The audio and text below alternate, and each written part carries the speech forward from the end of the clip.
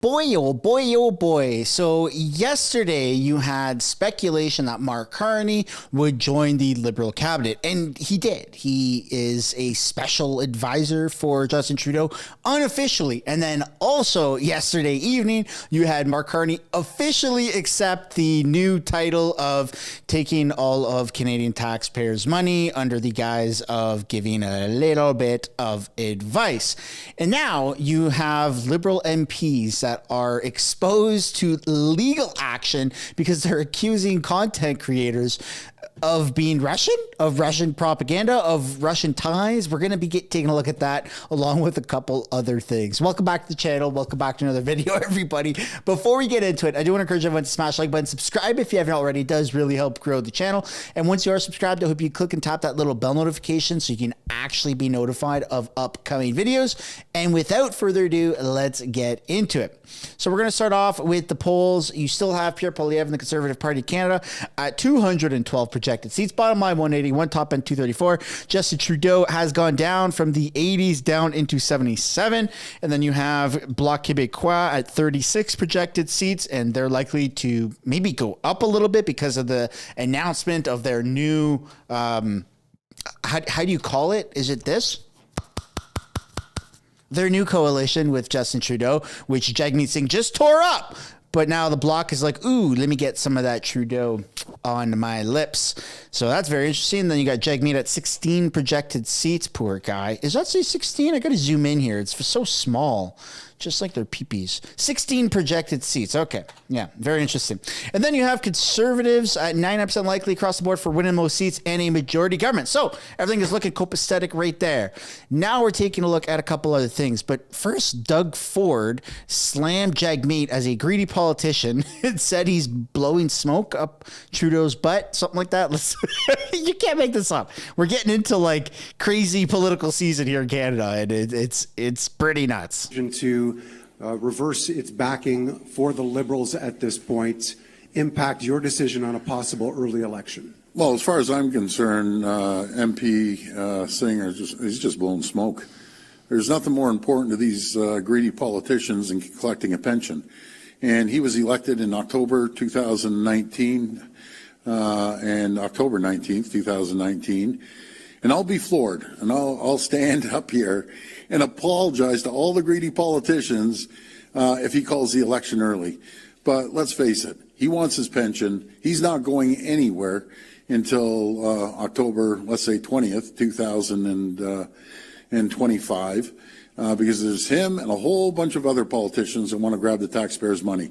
So my bet is he's not doing anything. He's just putting on a big show like he has for the last number of years there. How might... Right. So a lot of people are also under that kind of prediction that he's just blowing smoke and that he's not going to call an election. But who knows? I mean, we could very well be heading into an early election. I'm pretty optimistic, and I think that we will get an early election, but I'd love to know what you guys think down below. Then you have failed immigration minister Mark Miller has this to say about Pierre Poilievre. In the one job that he's ever held in the House of Commons, and no one can nail that. He throws out a lot of slogans, but sure, anyone can throw out a slogan. Cut the crap, shut your yap. I could shoot that off all day. Cut the crap, shut your yap. So he's not happy, obviously, with all the slogans that Pierre Poilievre is throwing out. And speaking of not happy, we need a little bit of a refresher for those who aren't caught up on this whole Russia Poilievre situation that's kind of happening here in Canada. And the best way to summarize that is we're going to take a brief look at this CBC video. A Canadian-owned social media channel that the U.S. Justice Department alleges is a key part of a Russian influence scheme is now off YouTube. YouTube says Tenet Media violated its community guidelines. Tenet Media was founded by Canadian Lauren Chen and her husband Liam Donovan last year. YouTube is also taking down 4 separate media channels owned by Chen. She's a right-wing commentator with a following for her posts in support of Donald Trump and siding with Russia over the war in Ukraine. The U.S. Department of Justice indictment doesn't name Chen or her husband. They don't face charges. But as Evan Dyer reports, Tenet is allegedly central to a Kremlin scheme to use millions of dollars to influence American public opinion and the U.S. presidential election. One of the greatest enemies of our nation right now is Ukraine. Influencers like Tim Pool, who worked with Tenet Media, were clear about who they didn't like and about who they did. Trump, remember what they've done to you. Remember what they were trying to do to you. And please, please destroy these people once you get into office. A U.S. federal indictment says those opinions were bought and paid for by the Kremlin, which funneled $10 million, in part through Roaming Millennial, a Quebec company belonging to Canadian influencer Lauren Chen and her husband Liam Donovan, who then used her Tennessee company, Tenet Media, to pay MAGA influencers like Dave Rubin, Benny Johnson, Tim Pool, and Canadian Lauren Southern to spread the Kremlin's pro-Trump, anti-Ukraine messages. We have not seen an adversary attempt to influence an American election to this degree ever before. This former FBI director of counterintelligence says the Russian president will be infuriated to see this operation rolled up. The message the U.S. And so here in Canada, above and beyond the Tenet Media, you had like a recent panel of We Unify of Canadian influencers that attended in Victoria, BC, right, that are being accused of having ties to Tenet Media and Russian propaganda. And so that's actually expanded above and beyond just like on the news. You actually have politicians, specifically Mark Gerritsen, who's making very specific allegations or accusations, on social media, on X. That's what we're going to be taking a look at today. So first of all, Mark Gerritsen shared this photo here. NDP used stock video of Russia weeks after decrying Tories for doing the same, right? And then he's saying maybe Pierre Poilievre and Jagmeet Singh share a subscription, which is very rich coming from the Liberals, who are literally protecting the names of 11 different sworn in federally elected MPs who have been compromised from China, or so to say. But now let's take a look at Jagmeet defending his position on the stock footage that he used in his breakup video with Justin Trudeau. So in terms of the video earlier this week, inaudible. Can you please repeat the question? There was background noise. Yes, the video from this week. When was it filmed? What will you do to make sure some images that shouldn't be there won't end up in your videos? Yes, so we recorded this video almost 2 weeks ago. We can give you the exact date if you want to speak with our team. And yes, there was a problem with one of the images, and that's something I mentioned to my team. And I said that we shouldn't have these mistakes in the future. And it's clear that they've insured me. They told me that it's not going to happen in the future. We can give you the exact date on when the video was made. It was about 2 weeks ago, and there's an image that was raised, a question was raised about where it comes from. It's something I raised with my team, and I want to make sure that that doesn't happen again. So now that he's addressed those allegations, we have to take a look at what's going on above and beyond the allegations towards Jagmeet and other politicians for this whole Russia stuff. So you have people like Dean Blundell that are saying, good start to the week. Email your MP and ask for an investigation ASAP, because what's trending in Canada is Pierre Putin, with over almost 25,000 posts earlier this morning. And then you have, here is Pierre Poilievre, who refuses to apply for security clearance with a person who has been found to be a part of a Russian misinformation campaign. We need to be talking about this, tagging CBC, CTV, Global News, Globe and Mail. Now, it would be very, there's a recommendation to not go around spreading those types of lies. There has been no evidence that Cat Canada on X or Twitter has any ties to Russia or Russian media or paid by Russia. If I'm not mistaken, she works for the Counter Signal, which is definitely not Russian. It's as Canadian can get. The only thing that's missing out of it is a name like True North, right? That's a staple to Canada. So yeah, not tied to Russia at all. And then you have Cat Canada sharing this post here about Chrystia Freeland talking about, well, take a look. What would be that? Do you believe that the MPs who collaborated with the foreign powers should be excluded from the nomination process for the next election? The Minister of Public Safety has been at committee today and answered questions extensively on the report. Our government takes foreign interference very seriously, and law enforcement is working hard on this issue as well. Right. So that's kind of the more concerning thing. The fact that federal MPs are literally doing foreign interference, and they are still on ballots. They're still representing Canadian public, the government of Canada, for crying out loud. So that should be our first priority. But Mark Gerritsen, federally elected Liberal MP, seems to think otherwise. He wants to go specifically after Cat Canada, with an immense amount of repercussions probably coming his way. So you have Mark Gerritsen, who is posting singularly about Cat Canada. At least I can say that Russian operatives, let's call them influencers in 2024, have never swayed my position on Ukraine despite their repeated attempts to do so. Apparently, my conservative colleagues cannot say the same thing. And this is where we're getting into very, very dangerous territory. You have liberals, radical media saying that if you are against giving money to Ukraine, that you automatically support Russia and you are paid by Russia because of this whole Tenet media scandal.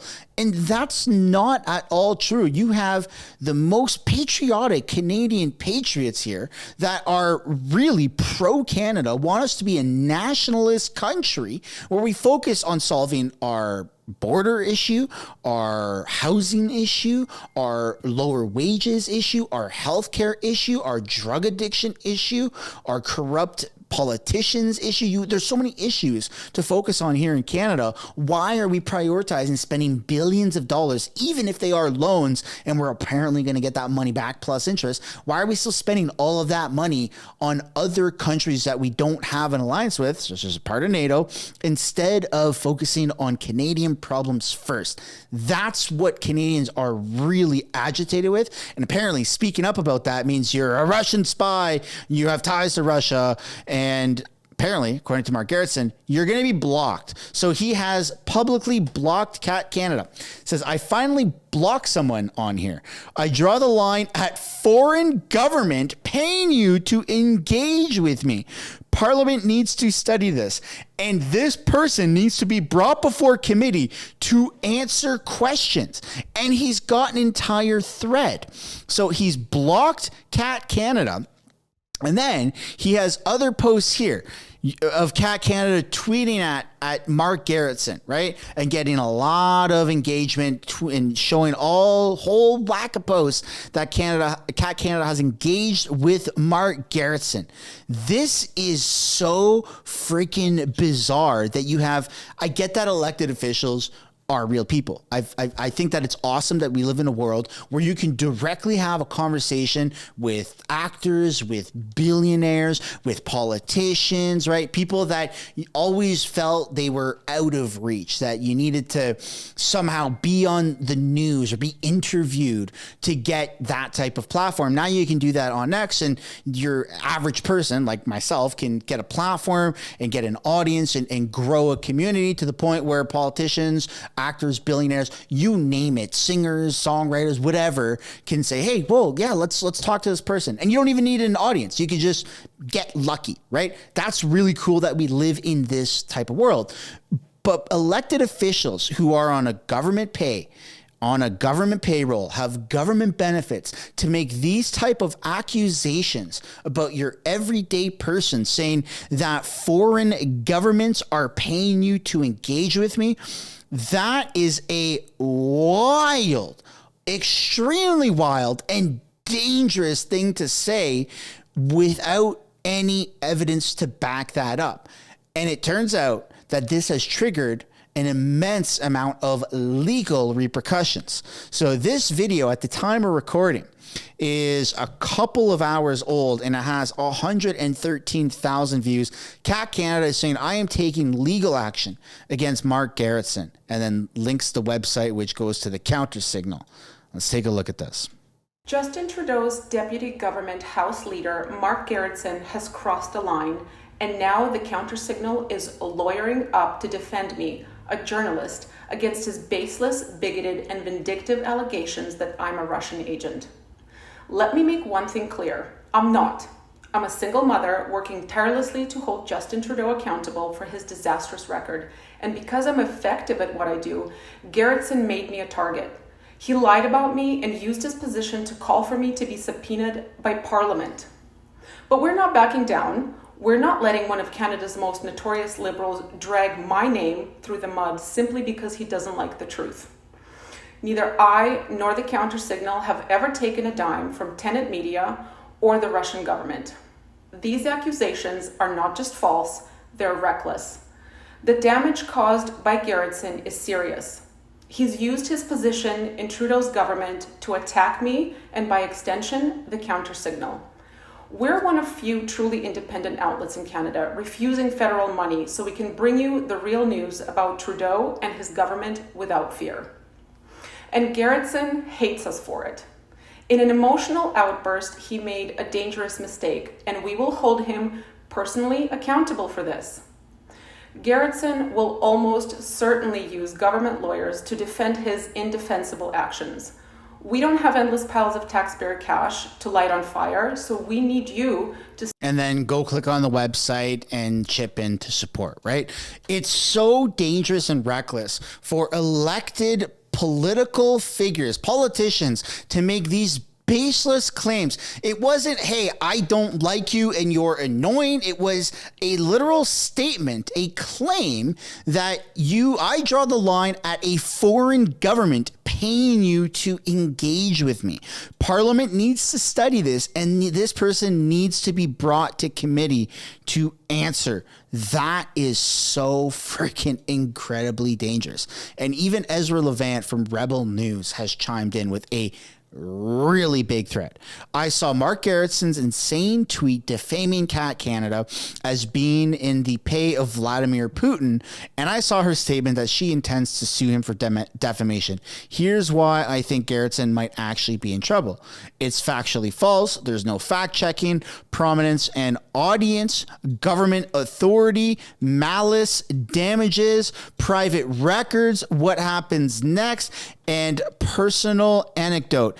And it's just crazy, man. And it's true. These politicians, you can't say just whatever you want as an elected official. It's so freaking dangerous to do that, to go after everyday people. Cat Canada's reputation is at risk now, right? How her friends view her, how the media views her, how the general public views her. And all because you are standing on a position of literal authority as an elected official who has the power to either threaten to summon people to committees because of some online rhetoric that she's paid by Russia. Like, it doesn't make any sense. If she's from Russia or has lived in Russia in her past, that doesn't mean that she's a Russian spy. Super weird. I've never even personally talked to Cat Canada. I have no ties to her or the counter signal. I'm just so friggin' fed up with these politicians abusing their power like this to make baseless claims and to just potentially ruin someone's entire life for the sake of a single tweet. Look, Mark Gerritsen doesn't have 100 million or millions or hundreds of thousands of followers, but the people that follow Mark Gerritsen are federal employees or are politicians. And now now there's a whole bunch of heat that's brought to Cat Canada that was never asked for, that's unwarranted, and that's based off of unfactual bullshit claims by a disgruntled Liberal MP. And I don't know what's going to leave first, either his job or his hairline. Now let's take a look at Vashi from CTV Power Play, what she has to say about what's going on with all of these deals that have occurred with the NDP leaving, with Bloc Québécois joining, and Mark Carney joining the Liberal team. Let's take a look at this. Central Bank Governor and longtime Liberal Mark Carney is taking on a new role with the Liberal Party of Canada after a summer of speculation over whether he'd replace Chrystia Freeland as finance minister. Announced today, Carney will chair the Leaders' Task Force on Economic Growth, a move that comes as he's set to address the gathering Liberal caucus in Nanaimo, British Columbia. It's the first time Liberal MPs have huddled together since the surprise and significant loss of their long-held Toronto St. Paul's seat back in June. Earlier today, I spoke with Health Minister Mark Holland just before he left Toronto for that meeting. Hi, Minister. Good to see you as always. Thanks for making time for the show. You bet, Vashi. I have a number of questions related to your portfolio, and most particularly dental care. But I did want to start off asking about where I know you're headed, caucus over in Nanaimo, BC. One of your colleagues, Julie Dershowitz, told CTV this weekend, quote, "We're worried, given the end of the deal with the NDP, given the resignation of your campaign director, and given public opinion polls. Are you worried?" No, I'm not. I think that my focus is on the business of being Canada's health minister, and I think our government is focused on the same thing, which is making sure that we help people and that we're focused on governing. Look, things go up, things go down. I think for me, I was there in 04, 06, 08, 11, 15, et cetera, so forth. This will be my 8th federal election. You learn to not get too invested in these ups and downs. You stay focused on what you were elected to do. And we were elected to serve Canadians and get things done, things like dental care, pharmacare. So that's what my focus is, and I don't sort of focus on these up and down machinations. I think if I were asking you this a year ago, I would totally understand where you're coming from. There was not a persistently wide gap between your party and the Tories. It was not as sustained, not nearly as sustained as it has been over the last 8 months. My guess is that's what's informing Ms. Dershowitz's comments, right, about her worry, is that this isn't the normal up and down. It's been like that for a while. And it also leads me to wonder or sort of assume that Canadians, even though you're governing, don't feel that that governing is effective. Is that fair?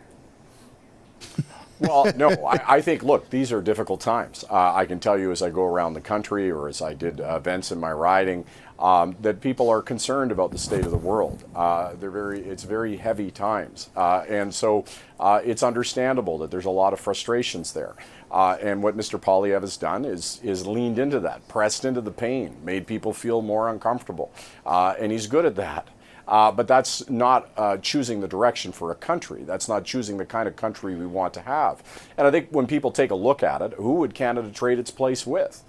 Canada is in a very difficult global time, doing very well. And we have to have a really important conversation about the choice that's in front of us.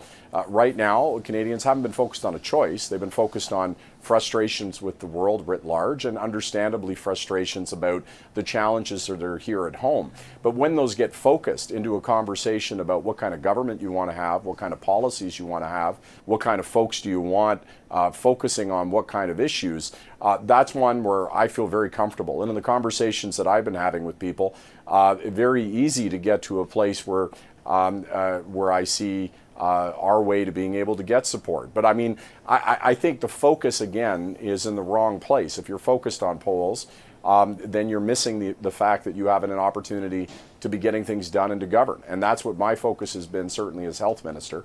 We've got some very big things to get done, things that I'm sure we're going to be talking about in a moment. We will, yeah. Yes, we will. And I have questions about that. Just one more question on this, because I do take your point about, focusing in, as the Conservatives have done, on those frustrations. But I'm not sure it's as simple as saying it's just frustrations with the way of the world right now, or the state of the world, as you put it. The Canadians I speak with are very frustrated with their own lot in life, their own challenges that they face, the affordability crisis that they have endured for the last 2 years. Don't these polls show something different than you're intimating? Don't they show that people, though you say you are governing, don't feel that that governing has led to better conclusions for their life? And shouldn't you take something from that and provide them maybe with a different agenda, a bigger agenda, more change, rather than what you and your colleagues keep telling us, which is you will continue doing what you're doing? Well, look, I think in the first order, I acknowledge fully that the times we're living in globally are very difficult. They're probably the most difficult times since the Second World War. But in that, we have to look at what real solutions are, rooted in data. And in that, the government has the ability to alleviate some of that stress off of Canadians right now by removing, instead of implementing not one but two carbon taxes, which is adding significant amount more stress and costing Canadians way more money than it should. So even though there's a global thing going on, a global inflation, global crisis, the Canadian government can do something about it, and they are choosing not to. In fact, they're making things significantly worse, and they're trying to blame it on everything else that is going on. It just doesn't make any sense at all. And these people have mismanaged this country, and they can't hide it.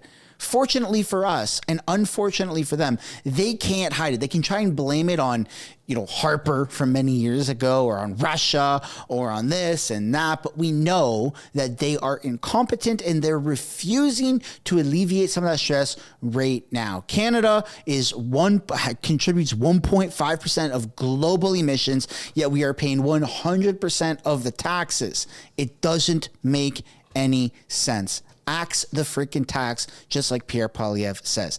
Ladies and gentlemen, that's where we're going to end this video. I'd love to know what you guys think down below in the comments about any of the topics that were covered. And again, on your way out, I would like to encourage you guys one last time to smash that like button, subscribe if you haven't already, and we'll see you in the next one. Bye for now.